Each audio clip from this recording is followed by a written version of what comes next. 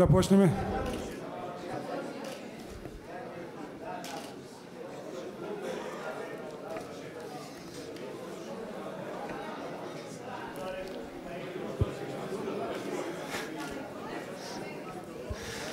Добро, фала. Ќе продолжиме со работа. Пред да му даjem зборот на модераторот, сакам да се уклучам и ја во дискусија малку. Пошто сум председател на Сдруженијето на лекари албанци, состојбата сама и професијата ме наложи да бидам во контакт со многу од лекариве од клиничкиот центар Тетово и можам веднаш да кажувам дека Тетово беше еден од пилот градовите каде и почна прво плаќањето по учинок и можам веднаш да кажам дека лекарите уопште не се задоволни ради тоа што на крајот на месецот имаше една голема трка на кај компјутерот за да ги внесат тие што се постигнати или не се постигнати. Така беше една конкуренција меѓу самите лекари, дојде до толку да се нарушат и човечките односи меѓу собно. Друго, сакав да кажам дека дали може да се мери со часови или со пари еден човечки живот. Секој од нас, лекарите, некогаш бил во состојба да спаси некој живот на улица, на сообраќајка, во театарот, на плажа, што спомна колегата. Дали тоа е мерливо? Дали некој тоа ќе го мери? А согласно законот, сите лекари сме должни 24 сата и во сон, и во спиење, и во кино, ние да делуваме ако има загрозен некој човечки живот. Дали тоа може да се мери? Епа, колеги, ја мислам дека тоа нема мерка, нема пари. Од моментот кога некој се буди од кома, па ќе ти рече благодарам докторе, ми го спаси животот и понатаму. Толку имав за вовед, му давам зборот на модераторот. Фала. Благодарам. Почитувани панелисти, почитувани гости. Од литературата научив дека постојат во светот повеќе од 180 проекти. Вчера од професорот Лако научив дека само во Холандија функционираат 4. Ниеден од нив не е идеален. Или е далеку од идеален. Може да бидат рангирани како добри, со слаба релевантност, некои се лоши, а некои се екстремно лоши. Панелистите ни се добри, да не губиме многу време. Професор Пановски, толкогодишен практичар, теоретичар, критичар на здравствените реформи. Првото прашање за вас. Кажете ни, како ова може да функционира во пракса? Благодарам за поканата. Прво што од 1991 година го сменивме системот на државата и од тогаш нешто тврдам. Не може социјалистичко уредување да остане само во здравство, а секаде имате пазарна економија. Така да реформата во здравство без економски законитости е невозможна мисија. Тоа значи дека секоја услуга во здравството, секоја интервенција во здравството има своја цена, услови на пазарна економија, која носи профит на тој што ја дава или кој што го дава производот на пазар. Профитот мора да обезбеди безбедна, самостојна работа на секоја институција. Профитот може да биде голем или мал, меѓутоа, пошто здравјето не е обичен производ, не е обична стока, како сака да кажете, државата мора да се јави како арбитер за обемот на профитот кој се остварува во системот на здравство. Ако не сека да прифати дека има профит во здравството, onda треба да ги покрие трошоците на јавните здравствени установи затоа што не прифатила да има порез. Значи, onda одржавањето на клиниката, набавка на опрема, сите работи технички треба да ги обезбеди она, за да таа здравствена установа функционира. И onda се прашува прашањето зашто треба да имате менеджер. Значи, ако државата се грижи, вие треба да се бавите со друга работа. И тоа е оно што е основно за било каква успешна реформа, во овој момент е воведување на економски принципи во здравството. Ако може неколку примери од праксата, јас знам дека вашата пракса е богата, интересни, имаме примери? Па да почнеме вака. Значи, спрема законот, фондот е, господинот е вајде тука, купуваше услуги. фондот одбра да користи DRG или ДСГ во Македонија, диагностички сродни групи. Меѓутоа, цените ги направи така да не ги праша професионалните издруженија, синдикатот и не ги праша, пошто ние немаме професионално издружение на провайдери, односно давачи на услуги. Она дава буџет, а буџетот го компензира со број на ДСГ. Дава шанса да ДСГ-то или диагностички сродни групи се прелеват од една друга, значи она дава буџет, а буџетот го правда преку услуги, фактички, де факто она не е купувач на услуги, него дава буџет и нешто прави измеѓу тоа. Тоа е првата аномалија дека нема логика. Втора е, која формираше ДСГ, она формира две групи на цени. Една за сите нас и една за групата F, кардиоваскуларни, каде што индексот, тежескиот индекс е 1,8 до 2 пати поголем него за другите услуги. И она што се случи? Прелокација на парите од фондот кон приватните здравствени станции, кои ги праќаат два пати, и од тие установи лекарите можат да заработат со договор од фондот, значи не од приватни пациенти, него договор од фондот, отприлike од 5000 up to sky месечна плата, за разлика од ние, кои што рековме од 24 до 30 евра. Да. Евра. За еври не правиме, ние сме еврозона, нели? Не правиме проблем. Значи, се најдовме две групи на доктори, едни кои што се платени како што се платени, 24 до 31, или колегата рече 400 сати годишно, месечно. И тоа е првата аномалија каде што принципот на еднаквост на формирање на цената е изгубен. Точно дека приватните клиники мора да имат некоја поголема цена за одржавање на условите, меѓутоа ако ги јавим таа цена, тоа нема потреба државата да ме одржава мене, и onda сме equal у тој однос. За ако ме прати господинот економист од здравство, еве три типични примери, би сакал да ми изговори сите. Значи, пациент со билатерална ингвинална хернија и истовремено умбиликална хернија. Имате ДСГ G10Z, тоа е ингвинална хернија за пациенти возраст над 0 години. Што значи 0 години, не знам, али тоа ќе ме објасните вашиот човек. Чини 22.250 денари. 22.250 денари. Умбиликална хернија, ако е пациентот постар од 59 години, вие 38.970, ако има случајно 58 години, вие 18.389 денари.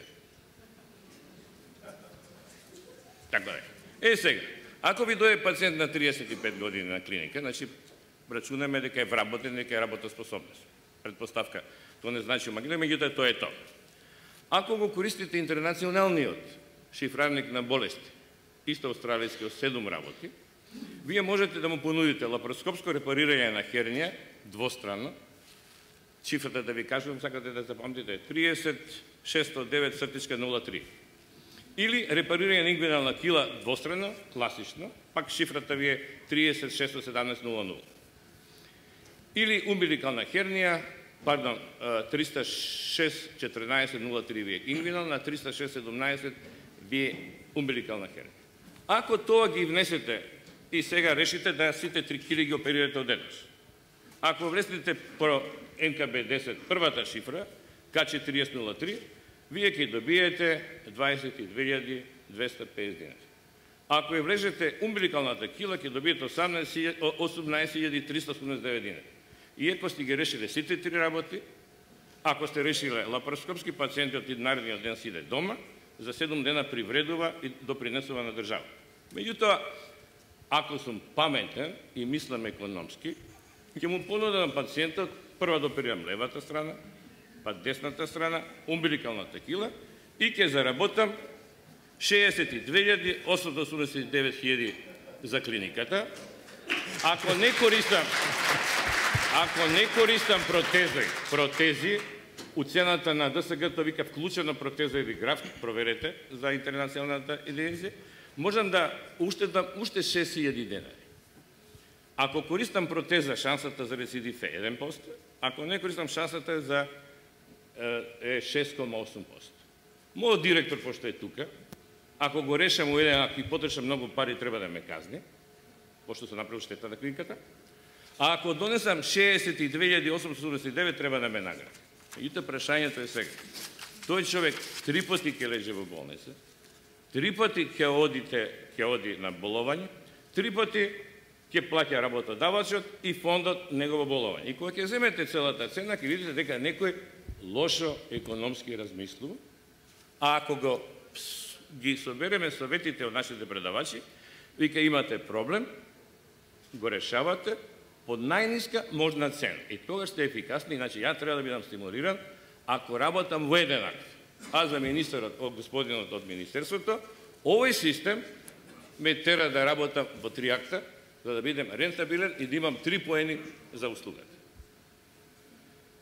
Панкреатитите, ако ви интересират втор пример, ќе ми објасните, значи према оригиналниот DRG, немате All Patient DRG. Значи, All Patient DRG е апсолутно неприфатен некад. Тоа значи дека пациент со акутен хеморагичен панкреатит, ако го дренирате перкутано, фондот ќе ви плати,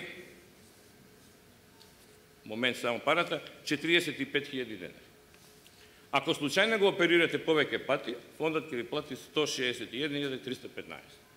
Ако пациентот ви лежи 6 месеци и ви направи трошак, само трошак зборем, од 1.270.000 денари, вие ќе ми кажете да пишам шифрата А06А, трахеостома со вентилација, поголема од 95 часа, за да добијам 305.000 денари.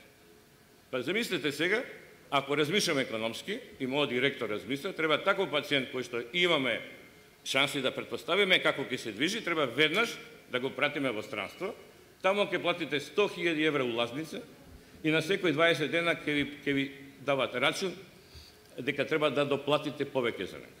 И третиот пример е најдобар пример, фантастичен пример. Ако имате пациент со карцином на желудник кој влега во панкреас и колон и радикално го оперирате R0 резекција, ќе ви даде фондот, кој што е добар и фин, 160.000 дена. Ако само го извадам карциномот, а го оставам карциномот во колонот и во панкреасот, значи R2 резекција, значи не сум направил ништо, палиативно да може да се храни, пак ќе ми дадете G03A 160.000 дена. Ако и то ми е тешко да го направам, па направам само гастроентеростомоза за што може да се храни и земам биопсија од панкреасот и од дебелото црево, знаете ли која е цената? Шифрата е една диста, G03A 160.000 денари. Се кажете ми, ќе кажеме докторите се подобри луѓе од другите, они имаат етика, хуманост, Хипократ, Хипокрит и така дали и така дали, меѓутоа се поставува прашањето дали сум го решил проблемот. Тоа се, ќе ви дам копија, можете да проверите, да не биде рекла казала. Значи, тоа се прашања кои што секојдневно ги дискутираме на стручна конференција, секојдневно ви се праќање милион писма спрема ветувањето од Караѓозов, а немам причина да не му верувам дека тоа би пратил. И секојдневно ние размислуваме што е подобро за нас, што е подобро за пациентот и што е подобро за државата. Многу едноставно. Професоре, дали имате решение на проблемот? Да, мислам, тоа е толку едноставно, нели? Да го кажем. Два пример. Сите се фалат, меѓу кои министерот, дека се направени 20 трансплантации на бубрек во Македонија. Одличен дел. Цената е зголемена за 3 пати, цената сега е 15.000 евра, место 5.000 евра. Вадење на здрав бубрек чини 3 пати повеќе него вадење на карцином од бубрегот. Зашто? Како ќе ни објаснат господата од фонд, не? Меѓутоа е зголемива цената и го реша прво. Втора работа, како словенците го решиле, што е најинтересантно, значи терцијалната здравствена дејност кај што правите мултивисцерални процедури, не се плаќа под DRG. Затоа што тие процедури треба да се прават у еден или два центра у државата, каде пациентот ќе добие максимален третман и максимална шанса за излекување. И таму ние професорите, како што рековте, сме задолжени за тие тип на операција со тек на време да овозможиме нашите млади колеги да го прават. И тука нема никаква дилема, нормално, ако сите бидеме задоволни со својата работа.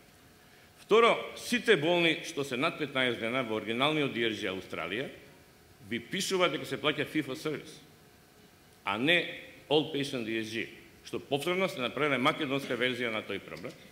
И оно што е најболна работа, значи фондот ќе мора да каже што е стандардна услуга, што спаѓа на дело за фиксно осигурување, задолжително осигурување, што е ванстандардна услуга и да понуди дополнително осигурање. и како ги наградуваат моите колеги во Словенија, тоа да кажеме, имате 3 групи, имате време кое што морате да го проведете активно во операционалната сала, секоја интервенција има стандардна временски рамки или тежески индекси, како сакате. И што се случува? Пошто фондот е ограничен за бороите, они лицитираат за така наречени елективни операции ван стандардите што ги добиват и приватни и државни ги добиват. И тие доктори дополнително работат после работно време, тоа за да сите влезат у првата група. Значи не тај од прва група да земе од третата група, него фактички сите се желат да влезат у првата група и сите да бидат наградени. Меѓутоа имаат фонд, имаат дополнително осигурање. Ако сакаме да ја користиме топлата вода, не треба да ја измислиме, треба да ја земеме и да ја користиме, пошто луѓето ја измислиле пред нас. Благодарам на вас.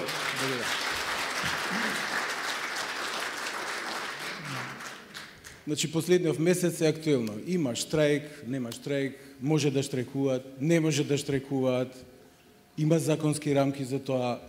Тоа е законот, нели, за здравствена заштита, законот за работни односи. Професоре Дума, јас би сакал од вас да дознам повеќе за етичките аспекти на штрајкот на докторите. Повелете. Благодарам. Првен сакам да ви се заблагодарам што ве се сетивте после долги години работење во комората да ме повикате и ми е голема чест и задоволство да се најдам со оваа елитна група во здравството.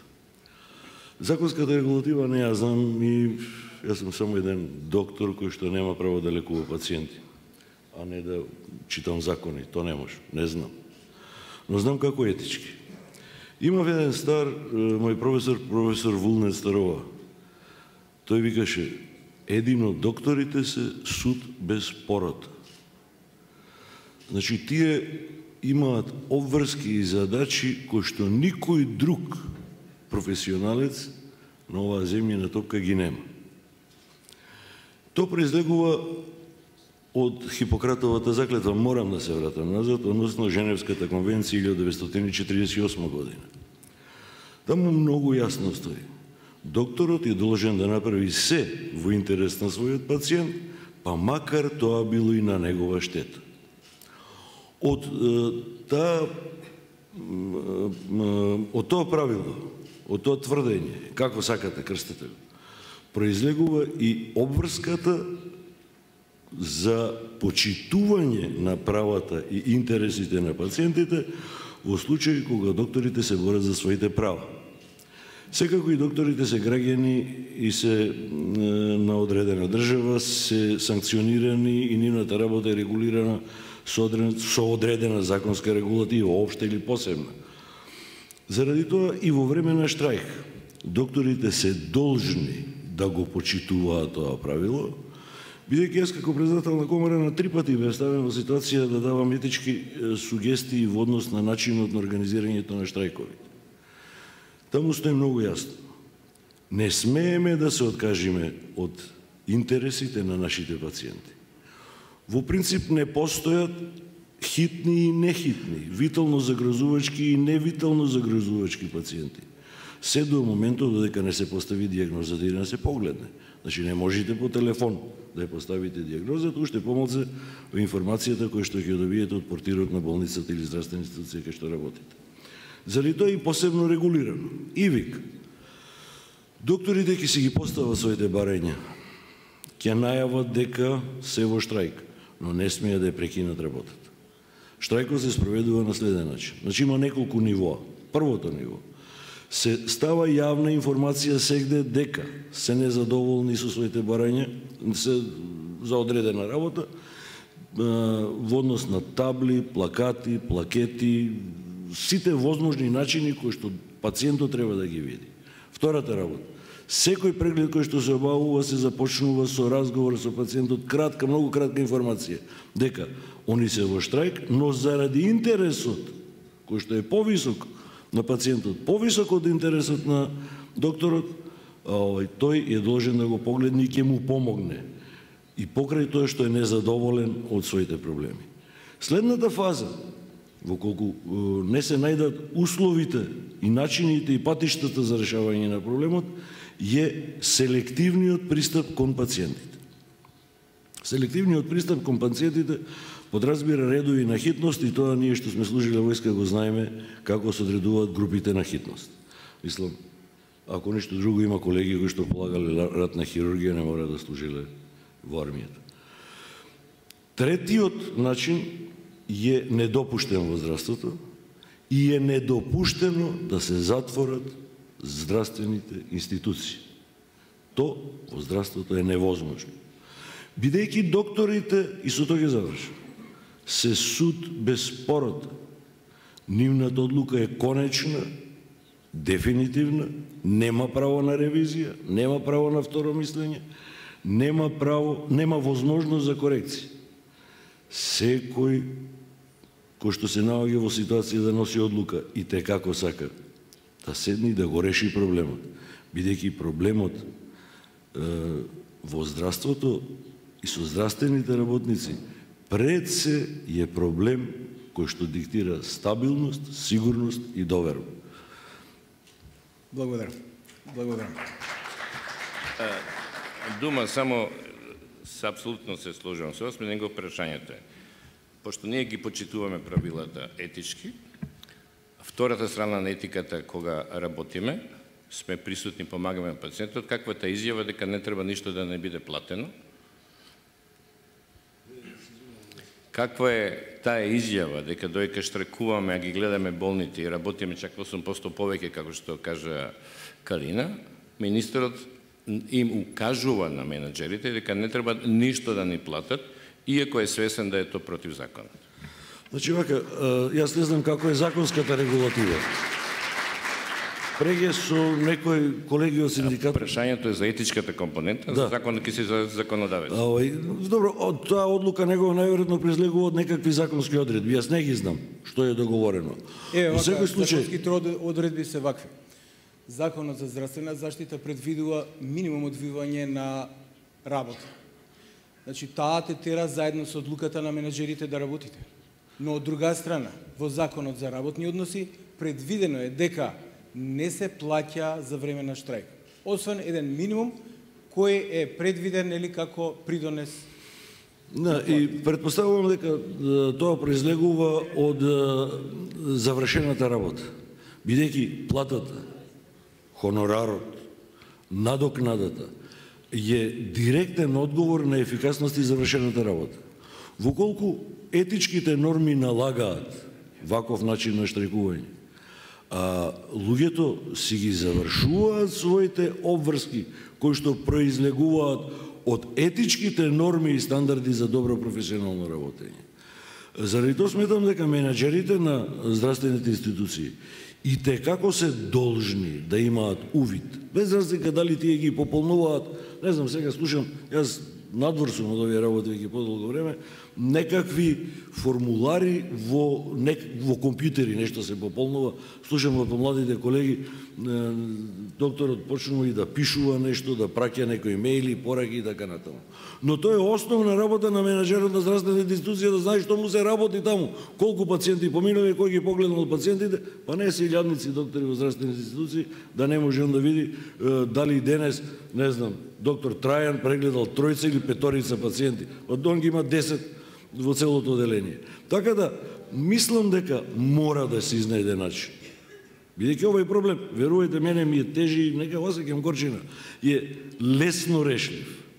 Ние сме имали и како потешки проблеми, страшно тешки проблеми.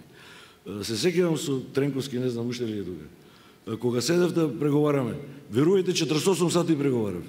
Ама сакавме да преговараме и преговарав. Нема проблем кој што не е решен. Треба да се седне и да се разговара. Секогаш на крај на војната генералите седнуваат на преговарачка маса. Па зашто да ја поминеме војната? Ајде одма да седнеме на преговарачката маса. Одлична порука. Одлично. Благодарам. Сега малку од етиката кај парите. Вработен во Министерството за здравство, Методија Трајановски, доктор на медицински науки по специјалноста социјална медицина и организација на здравството и фармацијата. Да слушнеме има ли дефекти проектот плаќање по учинок? Какви се неговите финансиски импликации?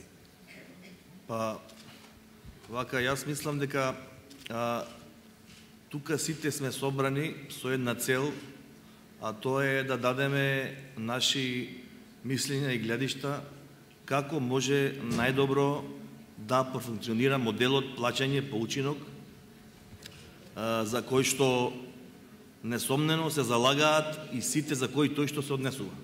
Тој с лекарите. Не е вкусно да се шират дезинформации дека некој не сака да работи по учинок или дека некој на тоа му сметало, или дека системот функционира вака, а уствари не така, него така бил замислен и така натаму и така натаму. Значи, ја во овој момент би се навратил на еден разговор од нашиот драг пријател Владо Стефановски, кој повеќе не е меѓу нас, и кој во еден наврат на интервју на радио и кажа на водителката дека најтешко е да се демантираат шпекулации. Тоа е како некој да истори перница со пердови од тераса, а вие да одите да ги збирате еден по еден после. Или да ги бркате. Или да ги бркате, да. Значи, во пракса на другите држави, кои што го прилагаат здравственото осигурување независно од неговиот вид и плаќањето на медицинските специјалисти по учинок, се наблюдуваат два дефекти кои што тешко се распознаваат, диагностицираат и отстрануваат. Тоест, вака со еден збор да кажеме подболни дефекти. А тоа е првиот е индицирано поборување од лекарите, кога лекарите за да направат што повеќе прегледи, повеќе пати ги враќаат пациентите, повеќе прават услуги кои што се не травматски, кои што се лесни, само за да на некој начин остварат поголем учинок во својата работа и тоа да биде прикажано во нивниот извештај. А другиот аспект е морален ризик.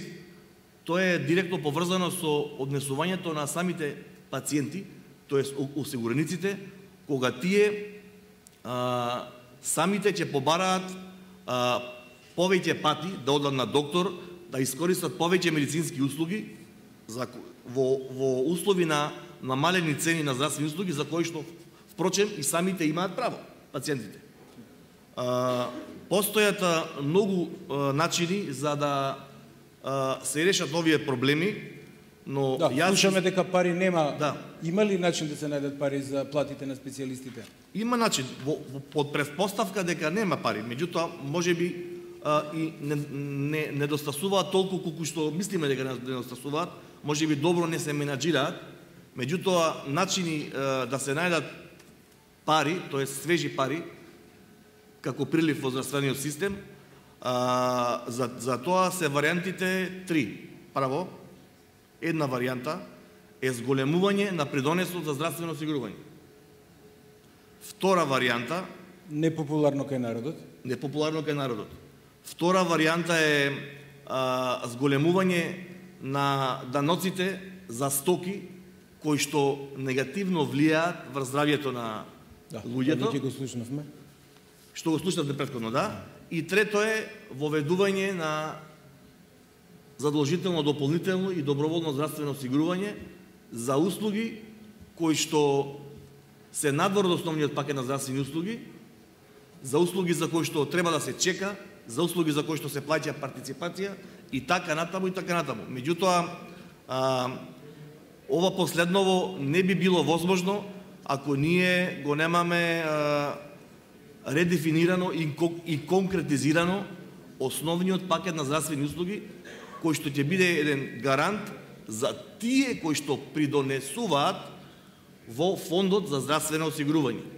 Значи, потенцирам дека фондот наш е фонд за здравствено осигурување, а не е фонд за здравство. Фонд за здравство може би е вака де факто фонд за здравство. Меѓутоа, фондот за здравствено осигурување представува фонд во кој што тие кои што придонесуваат пари во него, истиот им возвраќа преку солидарност за кога ќе имаат потреба од услуга, за тие да ја добијат.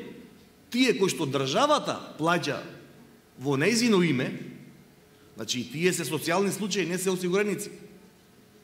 Некој кој што не може да плати за себе, а државата за него плаќа, тој е социјален случај. И тоа е добра работа што државата за такви граѓани се грижи. Мислата ми беше, сите кои што придонесуваат во фондот се осигуреници и кои што треба да си го имаат и да си го добијат тоа како основен пакет кој што фондот на некој начин би им возвратил за нивните придонеси во тој здравствен систем. Секако и овие кои што државата плаќа за нив, затоа што државата би требало да плаќа и за други услуги кои што сега плаќа фондот, како итна помош, трансплантација и така натаму и така натаму. И колегата Ставридис, директен учесник во преговорите од самиот почеток. Дали може да дознаеме како течат преговорите? Како тече преговорите? Како течеше проектот? Значи, преговорите кратко и јасно се во ќорсок. Заради тоа што ние се наоѓаме во една состојба каде што стручната фела е поделена на две, а има сосема исти барања. Значи, пред властите се истапува со исти барања, а на различен пат се понудуваат решенија. За да може да видиме каде е генезата на овој цел проблем, мора да се навратиме која е идејата за воспоставување на проектот плаќање по учинок. Тоа е во кабинетот на тогашниот министер Селмани идеја како да се подкрене стандардот на лекарите во државата. Таа идеја Министерството си има обидено преку скенирање на теренот да дојде до некои резултати, но се случи тоа да се промени власта и тие материјали како е скенирано на терен, до каде се условите, во кои услови работат лекарите, каква општествена позиција имаат, социјално како стојат, останаа во некоја фиока.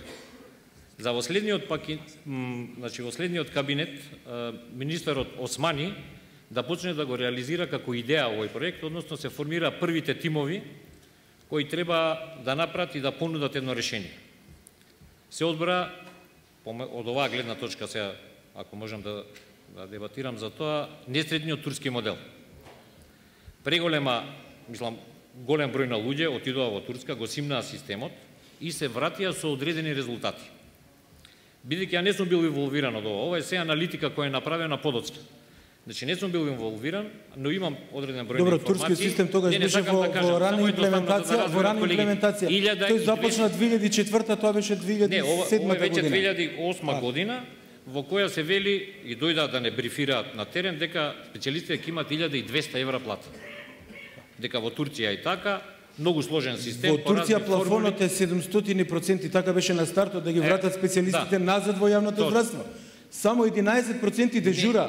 Збориме за мотивацијата. Тоа е во 2002 година. Дозволи. Мотивацијата во Турција е една, а ова беше сосема друга мотивација зашто беше испратен нашиот екип. Турците си имале друг проблем? Да. Значи ние сега со турско решение се обидовме да решиме наш проблем. И тоа нормално доведе до ќорсок. Имате една многу интересна ситуација точно пред 3 години, кога премиерот потражи точни информации до каде е проектот на отворена седница на влада, да добие информација дека треба уште малце време. Незадоволен од одговорот, он го тргна заменик министерот, го повика повреден министерот да дојде на седница. И тој му рече дека во наредните 3 месеци ќе почне да се спроведува експериментално. Во тоа време проектот беше во длабок ќорсок. Заради тоа што не можеше да препознае одредени состојби, заради тоа што е донесено од Турција, треба да препознае кај нас состојби. Второ, финансиски не е подкрепен финансиски. Турскиот модел, турците вложиле пари па спровеле проект.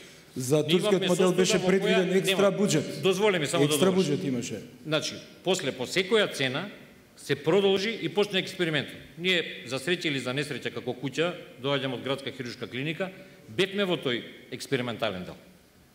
И работевме нешто као поучено. Сега целиот аудиториум ќе го прашам, вие тогаш не сте ни знаеле дека постои ваков проект. Што значи изгубено е прво, секој проект за да ви успее мора да биде транспарентен. Мора да бидат информирани луѓето врз кого ќе се примени. Тоа е нашата жалба, јавна расправа. Негативна рецензија, да ти помогнам побрзо сакаш. Значи, следната фаза беше тоа да се испратат резултати, односно да се покажат и индикатори до кај проектот. Индикаторите се комплетно негативни. И доаѓаме во една состојба во која, значи, затворените менаџерски тимови и тесна група на луѓе која го гледала проектот, испратила една како да кажам, додворувачка информација дека проектот е супер. И ќе функционира. И ќе функционира. И после си продолжуваат. Администрацијата, која ги слуша вакви резултати, нормално се радува и сака да ги спроведе до крај. Справедливоста до крај кулминира со оваа година. Ама тој денес се случува истото. Ама послушајте ме се. Значи се кулминира сега. Неинформирани доктори, мрак информатички кон тие што треба да го спроведат и одеднаш ќе велат од утре ќе земате плата само ако внесувате. И што се случува? Се случува револт, нормално што. Во меѓувреме, негативните рецензии не се стигнати до таму. Значи, што имавме, каков феномен имавме? Значи, последниот кабинет, кога го зема проектот, го исклучи турскиот. Го исклучи комплетно, го напушти. Ова е нов проект. И сега, предпоставите колку пари се потрошени од тогаш за да дое до ова откажување. 3 милиони. Ја не можам да шпекулирам, пошто го немам тој податок. Но се е тргнато и новиот кабинет, ентузијастички, влага и во 4 месеци подготвува сосема нов софтвер, во кој треба да се оствари овој проект. До што доаѓа? Тоа е една млада, многу амбициозна екипа, на која многу малци информации има од терен. А добро, знаеме ли кој го подпишал тој проект? Да речеме дека ништо... Дали знаеме кој го подпишал проектот? Чекај, ќе дојдеме до тоа на крај. Значи, доаѓате во ситуација кој они прават едно демо, второ демо, трето демо, не искаше. И доаѓа најдоброто решение. Испрати им го нив на терен, они да си го пополнат регистерот на услуги. Регистерот на услуги е основното место, базата, професорот тука се обиде да малце да модерира, да покаже какви нелогичности има, го испраќаат на терен. Пак докторите не го гледаат тоа. Него пак доаѓа, ја конкретно за мојата куќа ќе кажам, значи не можејќи да направат регистар на услуги, они копи-пейст направуваат на DRG услугите. Система, да. И тие се испорачуваат до министерството и ние добиваме први плати по тоа. Ние го гледавме, искрено да кажам, DRG услужникот, односно регистерот е неписмен. Непрепознатлив. Ја како таму почнуваат проблеми. Таму велите професорот Савако вели поправка на ингвинална хернија. Тоа е Google Translate од англиски. Значи тука не седнала стручна јавност тоа да го изанализира. На една грешка, друга грешка. Влагаме во делот на учинокот сега. Регистар се побунуваат сите. Почнува незадоволство. Преку гранковиот синдикат, кој прв алармира, дека има проблем, министерот се удостојува и доаѓа на состанок. Таму признава дека има грешки и вели ќе се дополнат. Но само еден услов има.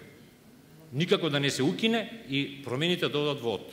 Преговорачкиот тим, првата понуда беше да се смири, односно мораториум да има, додека прво да се избрифира јавноста, второ, стручната фела да земе свој став да заземе и да испорача некои резултати. Не, тоа беше игнорирано и рече, проектот мора да оди и мора во од да ги решават. И да се санкционира. На тоа што имавме највеќе замерка. И тоа се обидовме. Но, од тие сугестии, знаете како е на преговори, таму ние аргументирано настапуваме, со анализи кои се правени на терен, се спротивставуваат некои тези кои ја аршенуваат само работата и се одоговлечува. Колегите од клинички немаат трпение и влегува во штрајк. Значи, целава ситуација ескалира, а решение нема на повидок. Значи, сите понуди што се испратени кон министерството се само испратени, разгледувани, а во самиот проект нема никакво померување ни за милиметар. Исто така морам да кажам дека и нашите ставови не се померени за милиметар. Имавме фидбек, 4 месеци. Не може да се плаќа лекар специјалист под она што му гарантира државата. Значи, црвена линија и на синдикатот од кај што сме ние, значи, нема под единица. Тоа е најтешко, таму највеќе се кршат копијата. Заради тоа што другата страна, а тоа е администрацијата, тврди дека мора некој да биде казнет за да има награден, што за мене многу глупава логика. Тоа не може да биде логично, значи од джеп под джеп. Знаеме дека казнети се вредни поединци. Системот на споредливост. Овој проект е преотворен. Тоа го кажувано преотворен. Секој во него може да внесува, секој може да коригира, секој може да прави што сака, условно. Репортинг, што би рекли. Репорт пријава, не? Да. Добро. Значи, во тој дел побаравме измени да го работи централен администратор, тоа се уште не го разгледува. Значи, докторите се ослободат од баластот дека на крајот од денот треба уште 2 сата да пишува нејасни шифри. Ова професорот не е случајно го каже. Тоа се едни преобемни описи на нешто многу едноставно што работиме ние. Јас сум од хирургија, таа и таа операција, толку и толку време се работи, толку тежински коефициент. Овој проект не препознава. Не препознава стручна квантификација. Не познава кој е нивото на услуга, не го препознава бројки. И сега добиваме парадокс на крај, значи, Министерството вака ни вели на преговорите. Па гледате дека како тече времето, се помалци има казнети лекари. Па суштината на програмот не е да имаме казнети и наградени, него да функционира здравствен систем. Сега, во тој облик, што мислат докторите дека се глупави, дека нема да се снајдат. Докторите се прилагодуваат на системот, а не наоѓаат решение кое би владело за сите. Значи, на нивото на формирање регистар, се уште сме у преговори, кој знае до кога ќе траат, и значи во овој другиот дел, системот да препознава одредени состојби, не знам до каде. Искрено да ви кажам. Ајде сега научивме, значи, кој добива, кој губи, а сега кој е виновен? Мора да има виновен. Тоа мора да, например, ако се погледне подлабоко и се загреве, дали некој од овде знае во кој закон се наоѓа плаќање почивка? Нема. Уставот на здравствена на нашето работење е колективниот договор. Колективниот договор не обработува ваков проблем. Второ, закон за здравствена заштита не обработува ваков. Решенијата се исти за плата. Значи, пласирањето на овој проект е поминат низ еден многу тесен простор помеѓу што? Помеѓу, значи тоа како доаѓа, испратено е од Министерството за здравство препорака, не знам како се вели тоа. Препорака до менаџерите. Менаџерите таа препорака ја спровеле. Тоа е нацрт записник упатен, значи нацрт записник упатен до управните одбори, а управните одбори донесуваат одлука на 5 листа да станат правосилни. Што значи, одредени клиники како и на професорот, управните одбори недозволени они не прават плаќање почивка. Костос Глобна од Охрид не прави, гинекологија Чаир не прави. Тука ќе дојдам до еден момент што е многу битен. Опфат. Значи видите колкава конференција и врв на леден брег е од кога све завршило. А дали знаете колку луѓе се офатени со ово се учено? 1690, мислам. А 2200 специјалисти има. Кај се другите 700? 2200. Значи постојат можности некој да не биде офатен со учено. Значи, па тоа е селективноста на проектот. Мали групи на специјалисти. Селективен нели е проектот? Со посебни одлуки на стручни колегиуми и управни одбори некои се исклучуваат од учено. Што значи овој систем не може ни сите да ги втера, а камоли да ги направи. Последна анализа, само да не одоголекувам. Во последната анализа, што е иста на нашиот синдикат и на Министерството, значи за квартален увид, дојдовме до една цифра, дека на прилагоден систем, значи збориме не реално, не збориме на овој прилагодениот систем, дека целиот проект е за 40 луѓе. Ке ме прашате како? Значи, најголем број од специјалистите успеале, колку се паметни, да влезат во единица. Помеѓу дискусијата на онкологија беше тоа, дали да влеземе во единица или да не влеземе во единица. И има 300 и нешто наградени и 300 и нешто казнети. Разликата е само 40 во финансиската импликација на крај. Колку е процентот на наградата? Колку во плата? Наградата, тоа е клизна една бројка која оди од 2 до 20. Значи таа награда оди од 2 до 20. А просечната, мислам дека ја знаеш. Не, точно не можам. 7%. Може, за 7% правиме проект. Да.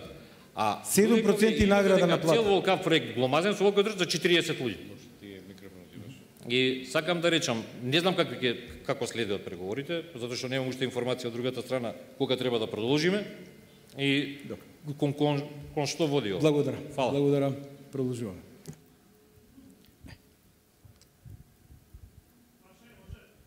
Може прашање секако.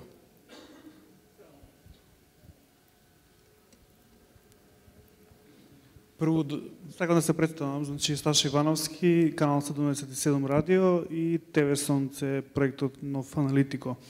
Јас во моите емисии давам подршка на проектот Учинок, плата по учинок и сакаме, како што е ред да застанам тука пред вас и да ви го кажам тоа и лично. Мислам дека е одлична идеја, ние не треба сите да се правиме на тошо и да кажеме дека она што сега го имаме е добро, бидејќи факт е дека пациентите не се задоволни од услугата што ја добиваат. Не дај Боже, кога треба да одиш на операција, тоа е поред како да правиш куќа, фаќаш врски, лични, партиски, носиш телекрава, носиш, продаваш, се позајмуваш, земаш кредити, подмитуваш. Значи, ситуацијата е ужасна и треба да се смени. Прашањето е како да се смени. Јас ги слушнав излагањата, многу ми се допадна проблемот со операцијата за кила, на лево маде, десно маде, наистина беше многу добар пример. Чудно ми е зашто Министерството не го земало тоа во предвид, па да вметне таков момент за да може и квалитативно да се види злоупотребите. Но мене многу ми чудна вашата теза како лекарска фела која што ја користите, тоа вие велите вака. Ние мислиме дека овој проект е лош, бидејќи во иднина ние неетички ќе го злоупотребиме и ќе правиме измислени интервенции. Да. Точен, Тоа е многу на неточни податоци. Тоа е многу интересна теза. Точен збир добиваме на неточни податоци. Тоа сега го имаме. Чек само да го довршим прашањето. Да, ма едно прашање. Ќе ве замолам, ако може прашањата не одговори. Значи некој Прашања поставите, а не да одговарате. Прашање. По можност така да оди дискусијата, пошто прашања треба да поставите кон панелистите. Не, јас давам мислење, учествувам во дебата, бидејќи ја го сватив како дебата. Јас сум пациент и сакам да се чуе страната на пациентите. Да. Исто така беше многу интересна излагањето на вашите гости од странство, каде што тие рекоа дека овој проект ќе нанесе стрес во нашата професија. Значи стрес, тоа што требало да се заработат платата, ќе вовело стрес меѓу лекарите. Па целиот капитализам е стрес. Сите ние работиме и сакаме да се заработиме платата. Сите ние сме под стрес. Тоа што вие ќе сте биле под стрес, тоа многу мене нешто не ми значи, знаете. Значи, мислам дека вие сега штрајкувате на штета на пациентите. Тоа е многу лошо. Сакате, значи, да се изборите за вашите права, нанесувајќи штета на пациентите. Тука го зголемувајте оно и јас меѓу вас и пациентите. Не ми го набавил микрофонот. Микрофонот не ми го набавил. Може ли? Значи, тоа е многу лошо. Вие фактички почнувате војна меѓу вас и Се пациентите. извинувам, ако може кратки прашања, пошто ајде ве замолам прашања. Прво за штрајкот, само јас да кажам за штрајкот. Значи, ќе одговори професорот. Никола, само да ви кажам. За килавите. Значи, за изгледа... штрајкот само да кажам еден момент. Значи, штрајкот никој пат не е во интерес, вака се. Океј. Океј. Сега слушни ме, јас слушам. Јас слушам, те молам послушам. Штрајкот никој пат не е во интерес на пациентите, но целите на штрајкот секој пат биле. Разгледајте вишеградската група. Полска, Чешка, Словачка, Маđарска. Секој пат реформите кои оделе заедно со докторите биле успешни. Толку од мене, сега професор. Професоре. Значи, изгледа дека енглескиот или преводот му е лош. Најверојатно нешто не разбрал. Значи, идеален систем за наградување по успешност е каде што имате создадена цел и таа цел ја остварувате у здравството, значи гарантиран квалитет со најмалку вложени средства. И јас сакам за таков проект да ме стимулират. Значи, јас сакам да оперирам пациент да си иде дома првиот ден, да се врати на работа и да функционира. Сакам онколошките случаи што ги работиме и ги третираме заедно, да имат најголема шанса за преживување. И кога ќе постигнам R0 резекција и моите колеги од онкологија и од гастро ќе успееме да го доведеме у поран стадиум и поголема шанса за преживување, ние да бидеме наградени. У тие два случаја добива пациентот и јас. И за вас да ви објаснам нешто. Кога докторот не е под стрес, кој е задоволен, многу полесно работа. А ја ако треба да бирам дал да вадам све или да правам гастроентеро и уште два пати да оперирам да земам поголема плата, објасните ви мене дали само Хипократ ќе ме спречи или ќе ме спречи цената на бензинот, на нафтата и така. Мислите кој работи очито или е лошо преведено или не сте ги разбрали. I have one question for Professor. Едно прашање имам за професорот Мако. Имаме тука представници од Министерството од здравство кои што рече дека нашиот систем се базира на 3 доктори, 3 пациенти, доколку секој доктор има по 1 пациент, тогаш ќе добива по 1 пациент, по 1%. Дека повеќе пациенти ако има едниот доктор, тогаш другите двајца ќе бидат казнети. Дали еден доктор може да ја земе да ја зголеми својата плата со тоа што ќе ги преземе пациентите од другите двајца колеги. Колку што знаеме, не сум запознат со вашата ситуација, но во мојата земја нема таква ситуација. Во мојата земја, во Холандија. Презимето, па ќе се представам.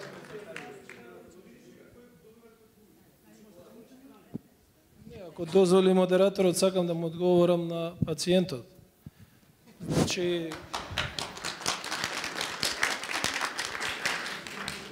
Значи, нешто што му го кажав и на премиерот во разговорите, кога премиерот го зема примерот со матичните лекари.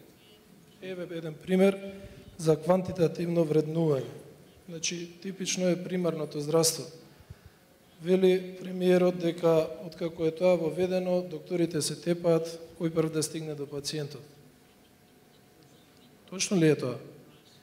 Сега јас му го постави прашањето на премиерот и ќе ви го поставам и на вас. Дали сте задоволни од матичните доктори? Вие сте задоволни? Јас како доктор, кај што доаѓаат пациентите од примарно здравство, слушам сосема други коментари.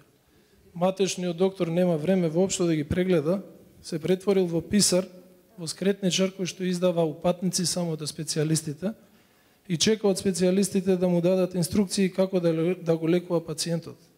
Значи, направете една анкета меѓу пациентите и прашајте ги колку се задоволни од матичните лекари и од овој систем на квантитативно вреднување. Сите ќе ви кажат дека во тој систем единствено кој што добија, тоа се матичните доктори. Значи, со прикрепување на 1500 пациенти добиваат минимум 2 пати до 3 пати поголема плата од докторот специјалист. Во кој здравствен систем тоа функционира? Значи, одговорот на премиерот беше дека не верува дека е тоа така, меѓутоа е лесно да се провери со една анкета меѓу пациентите.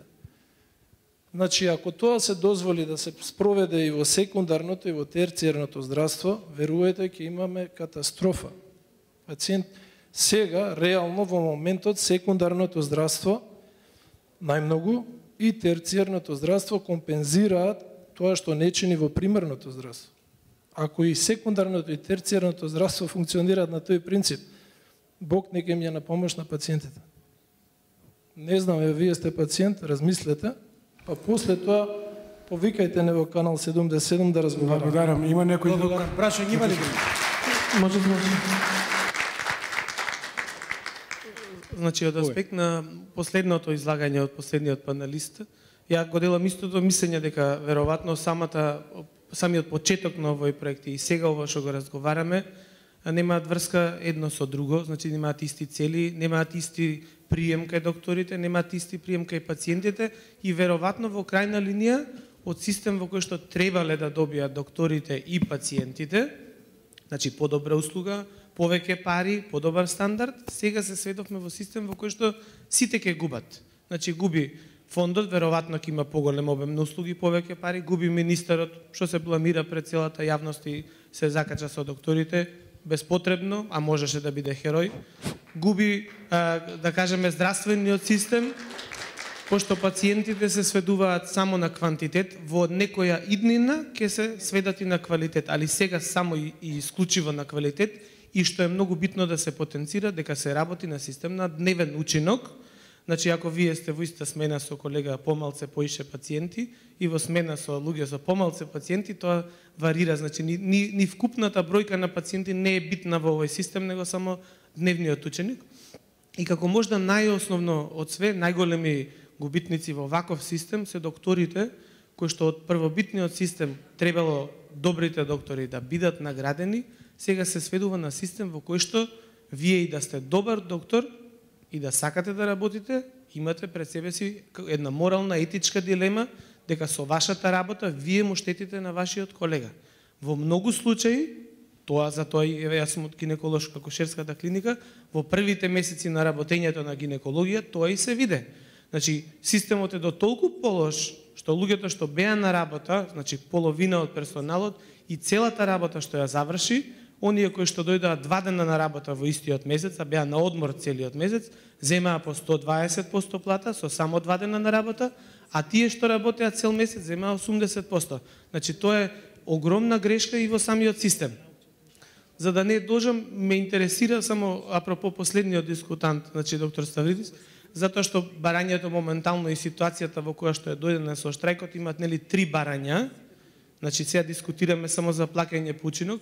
Едно, значи, секако мора да се инсистира платите да се зголемат, затоа има пари.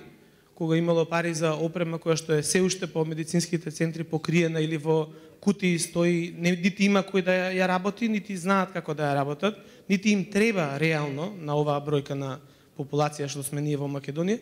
Пари има, само треба да се најдат, тоа сигурно е така, пари сигурно има. Значи, тоа е едниот момент. Значи, платите да се зголемат, а второ, овој систем да се модифицира, како втора ставка е во штрајкачкото, и трета ставка е фактички оној однос према лекарите да се искоригира. Благодарам. Некој друг? Сакам да одговорам на колегата само на ова. Добре. Малце и така ќе добие на динамика и до кај се преговорите. Значи тие три точки се исти. Значи корекцијата на проектот плаќање по учинок дефинитивно мора да се случи. Но исто што морам и да ви информирам. Значи понуда, односно таму беше само споменато, а не ни беше понудено да го разгледаме како материјал, дека треба да се обработи америчкиот систем на бодување и таков да не биде бодовникот, што најде на неодобрување. Иако бевме две екипи, од двете страни беше на неодобрување. Заради тој што тој е прегломазен за друг систем и пак не може некој друг бодовник да ни носи нас решение во Македонија на оваа криза.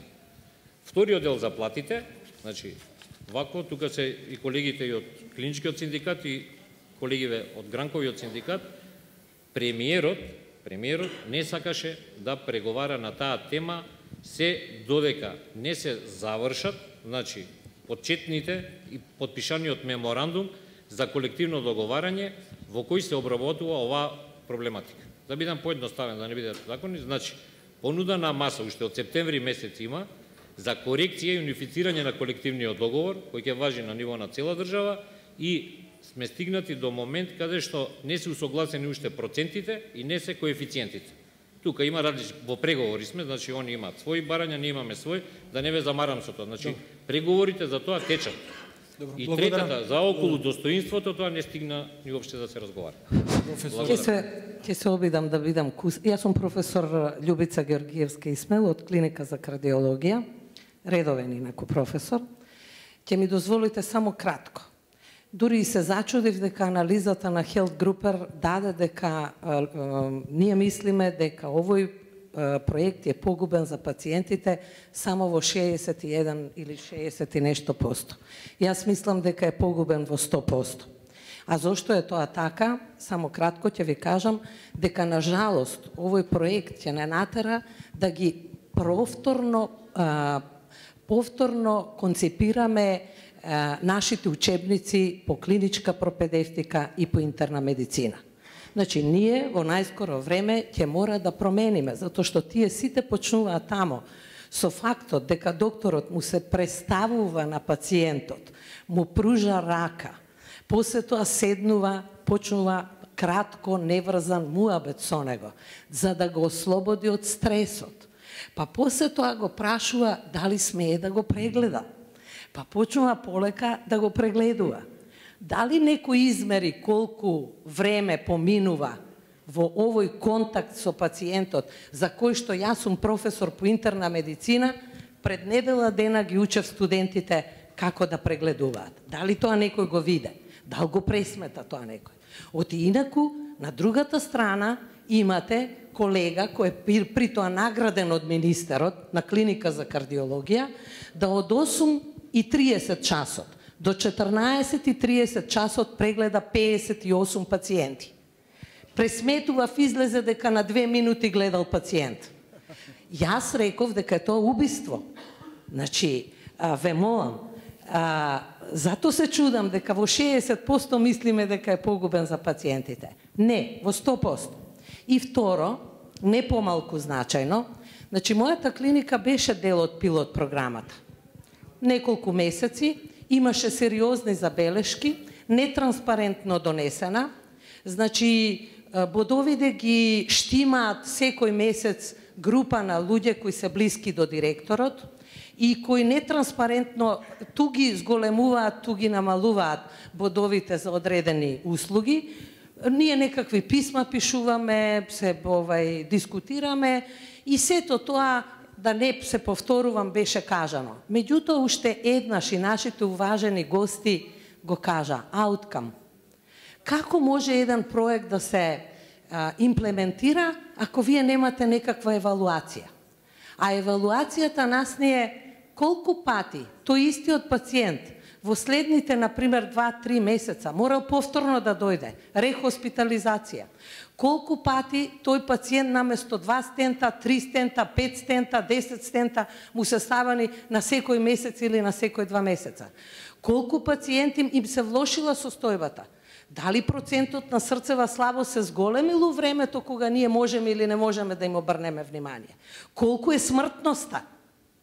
Значи не може тоа некој проект, ние цело време зборуваме волку пари, онолку пари, вака, така, не зборуваме што тоа за пациентите. Исмаил, и заради тоа, ве молам, заради тоа на пациентот... На канал 77 му заправме да збори, пошто дискутираше, ве молам, поставете прашање. Еве, не е ова прашање. Јас само пациентот од канал 77 као лоша реклама го сватив. Фала ви многу. Добро, само како едно дополнување.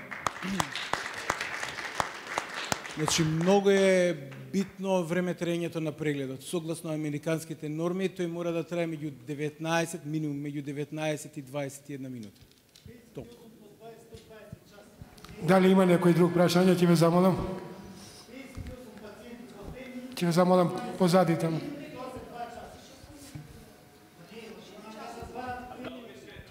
Ќе ве замолам. 8 минути по пациента прашање или 9 минути, кога прашањето спрема правилникот кој што јас го правев на времето учествував, беше 20 минути. Имаше точно нормирано колку ста еден преглед. Психијатриски е 45.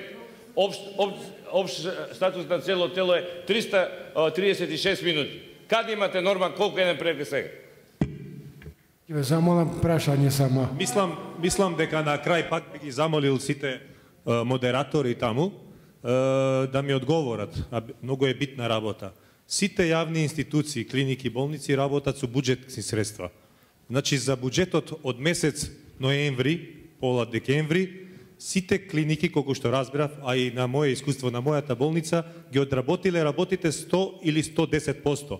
Некој спомнав во новинарите дека 8 септември и 67% го зголемиле обртот на работа.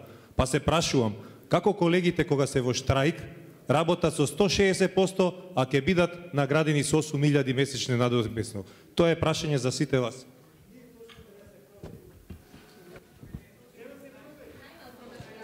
Професорот.